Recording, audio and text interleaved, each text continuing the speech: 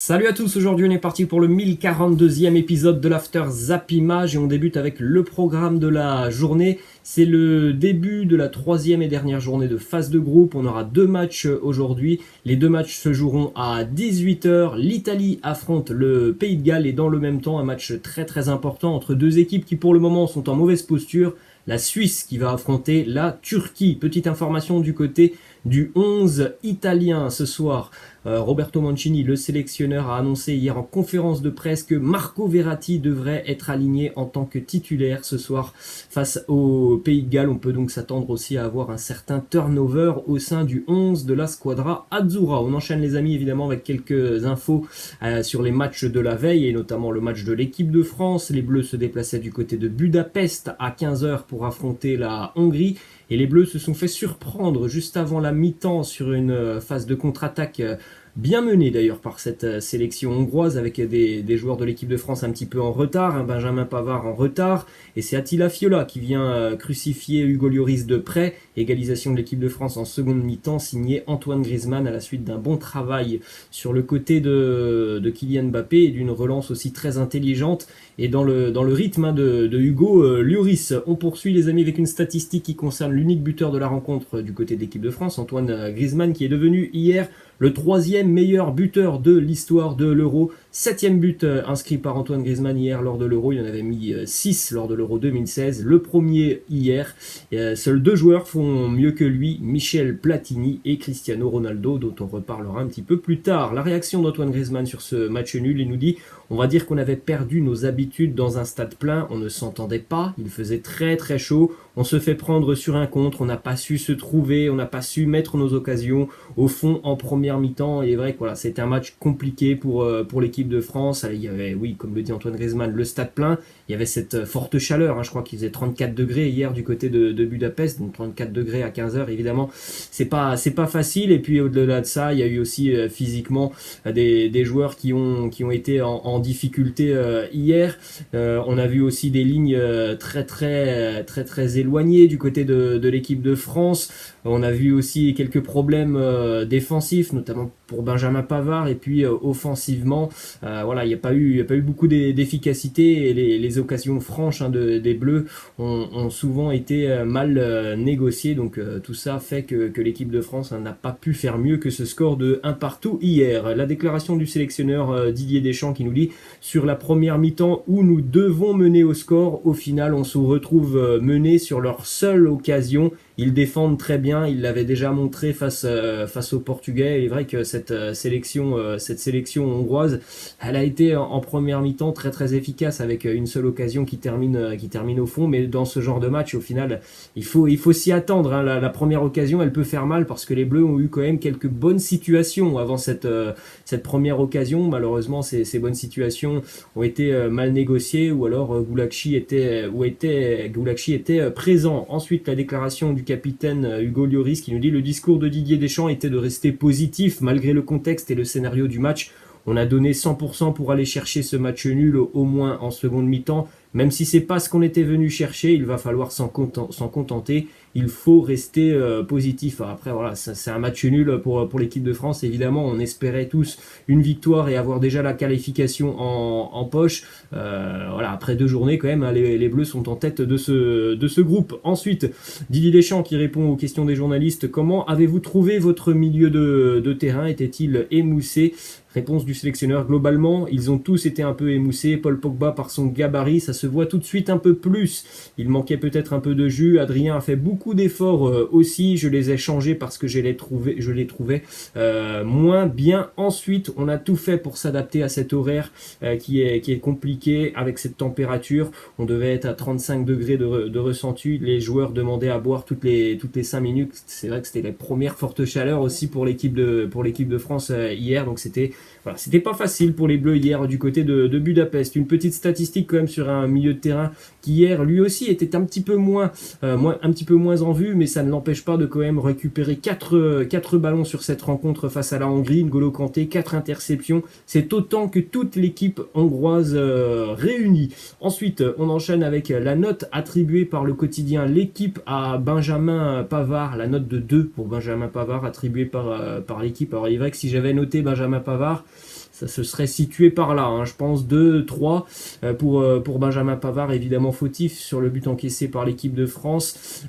Offensivement, malheureusement, beaucoup de déchets pour Benjamin Pavard. Je ne suis pas sûr qu'il avait vraiment récupéré de son violent choc face à l'Allemagne, et je pense aussi que c'est l'un des joueurs qui a le plus souffert, hein, hier physiquement du côté de l'équipe de France. Donc la note de 2 attribuée par l'équipe à Benjamin Pavard. La déclaration du sélectionneur Didier Deschamps sur ce match de Pavard, les journalistes qui lui ont posé des questions, évidemment, est-ce qu'il était en difficulté? Réponse du sélectionneur, c'est votre analyse. Il était important sur les phases offensives, il a tellement participé à la phase offensive que ça lui a coûté du jus dans la phase défensive. Il maîtrisait quand même. Franchement, je n'ai pas l'impression que Benjamin Pavard maîtrisait hier. Et offensivement, franchement, la prestation de Benjamin Pavard était assez décevante, comme on l'a dit. Beaucoup de déchets. Ensuite, on enchaîne avec une déclaration du sélectionneur Didier Deschamps sur le travail que réalisent les 3 joueurs offensifs pour avoir une entente parfaite. Il nous dit, la qualité, ils l'ont. La complémentarité, ils peuvent l'avoir. Encore une fois, ce n'est pas que vous dissociez les latéraux des milieux de terrain qui peuvent libérer des espaces, offrir des passes. Cela peut toujours être mieux, même s'il y a des choses intéressantes dans les enchaînements, totalement vrai ce que dit Didier Deschamps. Il y a des choses intéressantes sur certains enchaînements. On peut faire beaucoup mieux, et comme le dit le sélectionneur, le travail des 3 offensifs, il peut être aussi facilité par le travail notamment des milieux de terrain et des latéraux, ce qui n'a pas forcément été le cas hier des latéraux. Ensuite, la déclaration du sélectionneur Didier Deschamps sur la prestation de Karim Benzema, qui a eu encore des situations, dont une très franche en première période hier, où il se rate totalement, il rate son geste.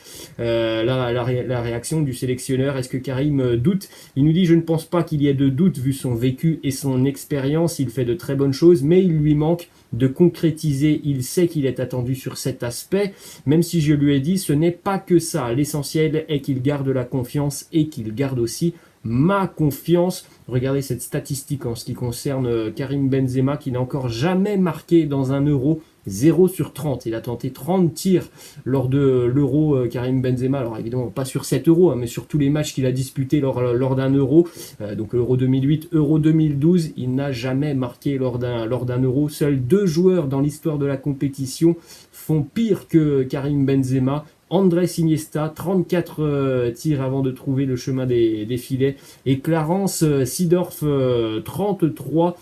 Après voilà, c'est pas le même joueur qu'au Real Madrid, hein, Karim Benzema. On lui demande beaucoup plus de participer au jeu au Real. C'est pas forcément le cas du côté de l'équipe de France, même si on le trouve, hein, quand même, Karim Benzema, mais voilà, il n'est pas cantonné au même poste qu'au Real Madrid, où là, en équipe de France, on lui demande quand même plutôt vraiment de rester offensivement, alors que du côté du Real, là, il peut venir beaucoup plus chercher les ballons, chercher les ballons plus bas. Ensuite, une petite information qui concerne Ousmane Dembélé, qui est entré quasiment à l'heure de jeu hier et qui a été remplacé juste avant la fin de match, hein, visiblement touché au niveau du tendon, Ousmane Dembélé, tendon du genou. Donc pour le moment, on ne connaît pas vraiment la gravité de sa blessure, mais c'est quand même une très mauvaise nouvelle pour l'équipe de France.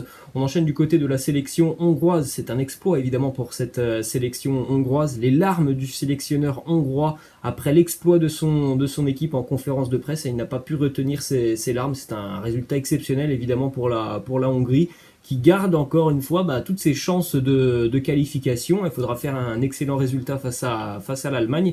Mais voilà, sur les 2 matchs qui nous ont montré face au Portugal et face à la France, cette sélection, avec ses armes, eh bien, elle propose des choses quand même assez intéressantes, évidemment, avec toutes les limites aussi qu'elle peut avoir, hein, notamment techniquement. Ensuite, 2 déclarations du plus français des Hongrois, Loïc Nego, hein, qui est français mais naturalisé hongrois. Il nous parle de ce match hier. Il nous dit: le nul est mérité sur cette rencontre. Il nous dit aussi: je ne vais pas vous cacher qu'on a une petite frustration parce qu'on sentait que les 3 points étaient un petit peu à notre portée sur cette rencontre. Bon, franchement, je pense que le nul est plutôt logique hein, sur cette rencontre. On a manqué d'efficacité. Les Hongrois, eux, ont été très très efficaces hein, sur les quelques situations qu'ils ont eues. Souvent, c'était d'ailleurs cadré. Ensuite, on jette un coup d'œil, les amis, au classement de ce groupe, avec donc les Bleus en tête 4 points, devant l'Allemagne 3 points, devant le Portugal 3 points et la Hongrie donc en dernière position pour le moment avec 1 point. La dernière journée, ça sera mercredi avec les deux matchs à 21h, ce Portugal-France et ce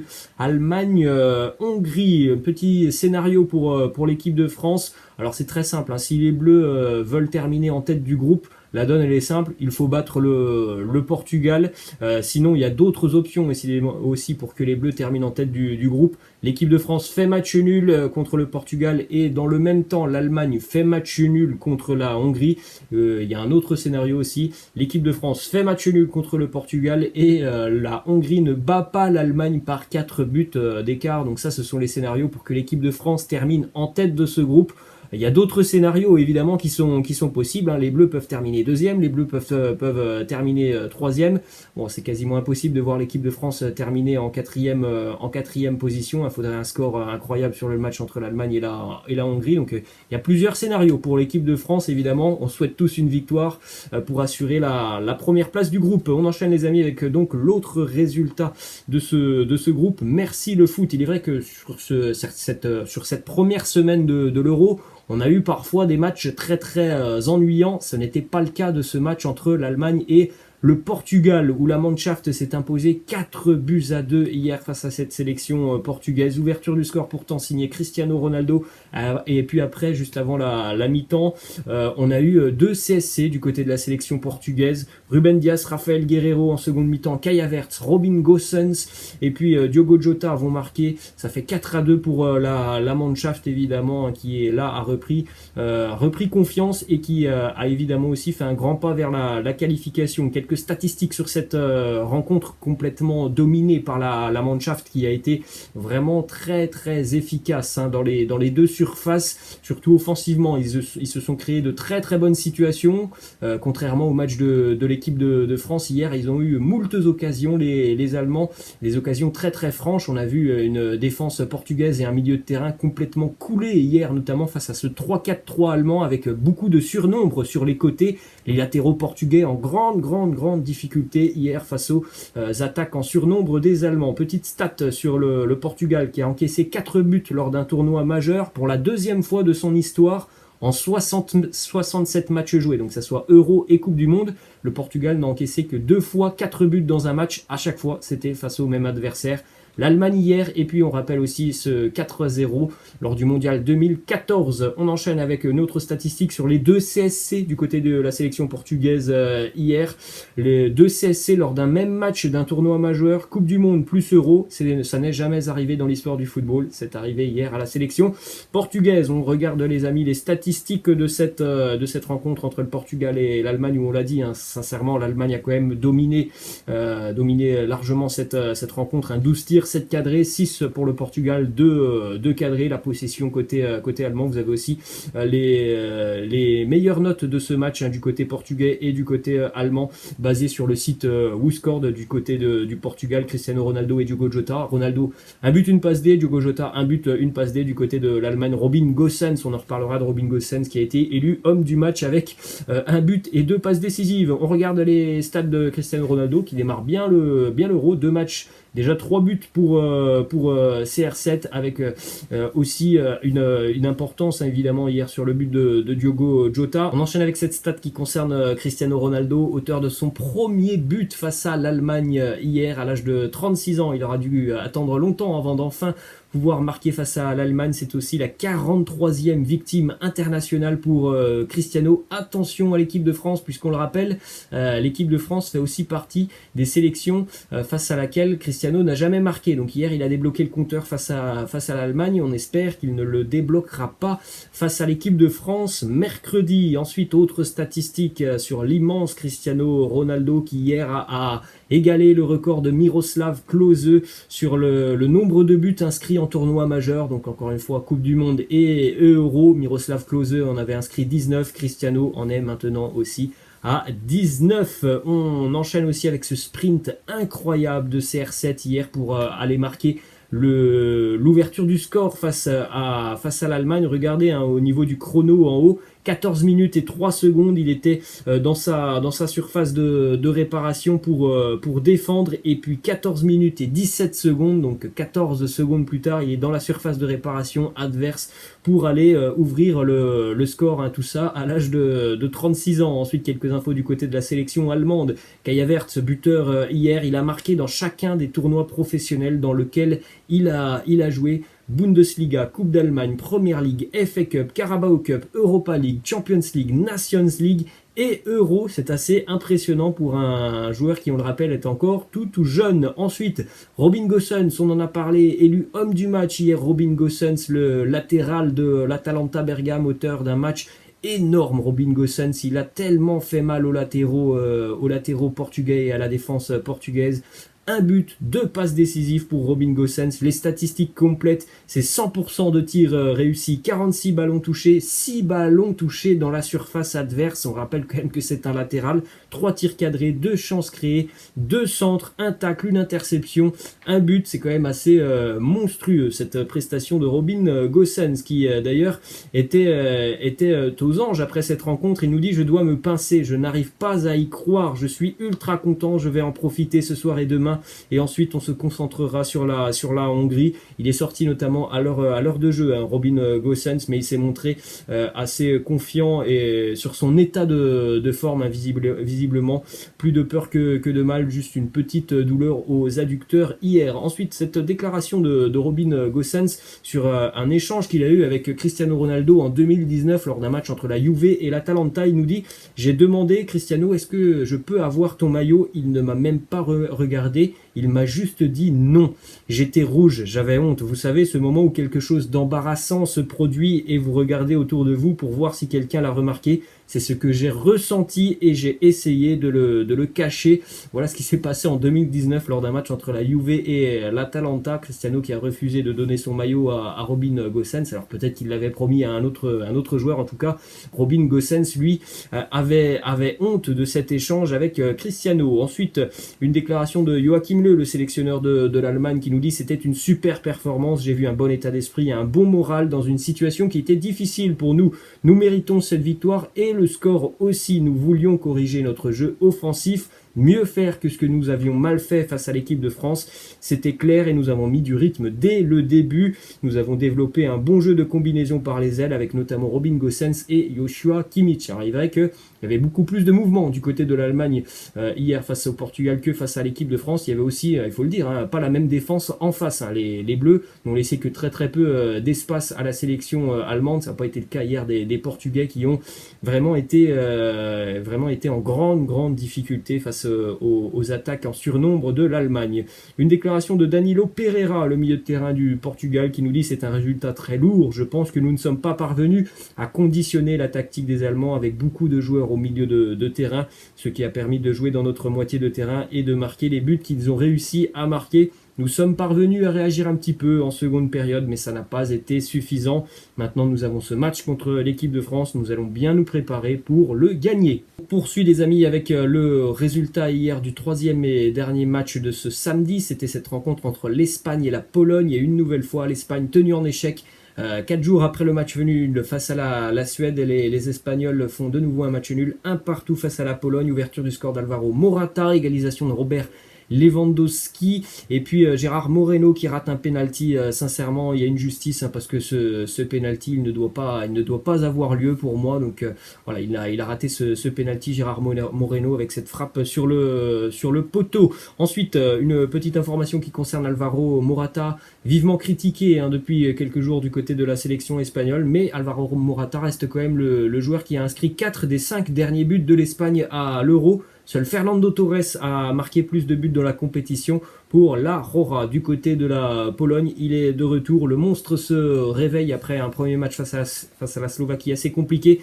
Robert Lewandowski vient d'inscrire déjà son 54e but de la saison, son 32e aussi sur l'année 2021. On n'est qu'à la moitié de la saison, déjà le 32e pour Robert Lewandowski qui s'est joué hier très très facilement sur ce but de Aymeric Laporte, Aymeric Laporte en difficulté sur cette situation qui amène le but de Robert Lewandowski. La déclaration de Pablo Sarabia qui nous dit « Nous avons envie de gagner et de bien jouer ». Malheureusement, moi je fais toujours le même constat du côté de la sélection espagnole. C'est le même constat que face à la Suède. Cette énorme possession de balle du côté de l'Aurora, pour moi, elle est beaucoup trop stérile. Il n'y a pas assez de joueurs explosifs, notamment sur les côtés. Il n'y a pas de phase de transition rapide. Il n'y a pas de contre-attaque rapide, il n'y a pas de jeu long, il n'y a pas de frappe de loin. Pour moi, franchement, c'est beaucoup trop stérile ce que propose l'Espagne. Ces phases de possession, on a l'impression vraiment de voir une équipe de handball devant une surface de réparation. On a l'impression aussi qu'ils veulent rentrer dans le but pour pouvoir marquer. Au bout d'un moment, je pense qu'il faut essayer un petit peu autre chose du côté de la sélection espagnole, même si on sait tous que l'Espagne, ça fait de nombreuses années qu'ils jouent de cette manière. Là, quand même, ça devient problématique, ce genre de match pour la sélection espagnole. On jette un coup d'œil au classement donc de ce groupe E où l'Espagne est bien mal engagée pour le moment, 3e position. Alors évidemment ils ont encore leur destin en main, ça sera simple, les Espagnols s'ils s'imposent face à la Slovaquie ils seront qualifiés, mais voilà, après 2 journées pour le moment l'Espagne est 3e, la Suède en tête 4 points devant la Slovaquie 3 points, la Pologne est en dernière position avec 1 point, les Polonais ont encore une fois l'espoir eux aussi d'aller chercher la qualification. Ensuite, on enchaîne du côté de Barcelone avec une déclaration déjà de Antoine Griezmann qui nous parle de son avenir et de ce qu'il fera certainement après le FC Barcelone. Il nous dit « Il me reste encore 3 ans de contrat avec le Barça jusqu'en juin 2024 et après, je pense que ce sera le bon moment pour partir aux États-Unis. » Donc ça, c'est quand même une information assez importante. Antoine Griezmann qui ne se voit pas forcément continuer du côté de l'Europe avec un nouveau challenge. Dans 3 ans, on pourrait déjà voir Antoine Griezmann rejoindre la Major League Soccer. Ensuite, on enchaîne avec cette information officielle. Ça faisait des semaines, voire des mois, voire même plus d'1 an qu'on attendait donc cette officialisation. C'est fait, c'est hier qu'il a signé son contrat. Memphis Depay devient un joueur du FC Barcelone. Il s'engage libre puisqu'il avait quitté l'Olympique lyonnais il y a quelques semaines. Contrat jusqu'en 2025 pour Memphis. Ensuite, du côté du Paris Saint-Germain, selon le quotidien italien, la Gazzetta dello Sport, le PSG va transmettre une offre en début de semaine de 70 millions d'euros à l'Inter pour Achraf Hakimi. Chelsea est en retard sur ce dossier et en plus, la bonne nouvelle, c'est quand même que Hakimi a plutôt l'ambition de rejoindre le Paris Saint-Germain que de rejoindre la Première Ligue. Ensuite, autre info qui nous vient du quotidien italien, la Gazzetta dello Sport, qui a annoncé hier que Christian Eriksen ne devrait plus pouvoir jouer pour l'Inter Milan ni en Serie A car le dispositif cardiaque qui lui a été implanté est interdit au niveau professionnel dans le pays en Italie. Alors on verra attentivement ce qui se passera sur ce dossier Christian Eriksen. À l'heure actuelle, on ne sait pas si Christian Eriksen pourra redevenir un joueur de foot. Donc avant de parler d'un retour sur les terrains et d'un retour en Serie A, on espère déjà que Christian Eriksen pourra rejouer au foot, ce qui pour le moment n'est pas une certitude. On va terminer les amis avec cette information mercato qui concerne la Juve, le Real Madrid, mais aussi d'autres grands clubs anglais. Manuel Locatelli, on en a parlé hier, Carlo Ancelotti aimerait que les choses accélèrent entre le Real et Sassuolo. En tout cas, il y a une équipe visiblement qui va accélérer là aussi en tout début de semaine. C'est la Juventus qui se prépare à transmettre une offre de 30 millions d'euros à Sassuolo pour le milieu de terrain Manuel Locatelli. On en a parlé hier, Sassuolo attendrait 40 millions d'euros pour libérer l'international italien. Voilà les amis, la fin de cet After Zap Image. J'espère que ça vous a plu. N'hésitez pas comme d'habitude à lâcher un petit pouce bleu. Je vous laisse et je vous dis à la prochaine. Ciao.